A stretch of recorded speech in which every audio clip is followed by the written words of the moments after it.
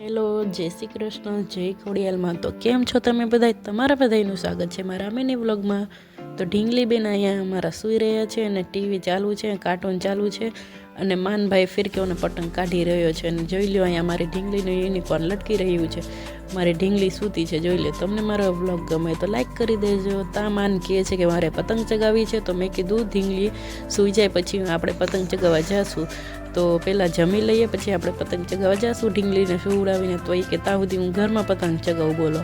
પછી તો અમે બે બેસી ગયા હતા જમવા. તો જમવામાં શાક રોટલી સંભારો અને ભાત પણ બનાવ્યા હતા. તો ઢીંગલી કે મારે જમવું છે એમ કે દીધી.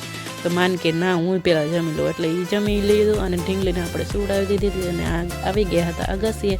તો અગાસી માન પતંગ ચગાવી રહ્યો હતો, જોઈ લો તમે પતંગો અને કેવી એને પતંગ ચગાવવાની મજા આવે છે. પછી તો બહાર બેસી ગયા હતા અને ઢીંગલીને ફર્સ્ટ ટાઈમ આપણે પ્રસાદીની મોસંબી ચખાડી હતી, જોઈ લો. અને એનું કેવું મોઢું બગડે છે. પછી મોસંબી ખાઈને એ તો એને આવી ગઈ નીંદર. તો એને આપણે અંદર જઈને સુવડાવી દીધી હતી ને માન ચગાવી રહ્યો હતો શેરીમાં પતંગ, જોઈ લ્યો. એને હજી શોખ છે. પછી ઢીંગલી ઉઠી ગઈ હતી અને માનભાઈ અહીંયા બેસી ગયા હતા શાંતિથી.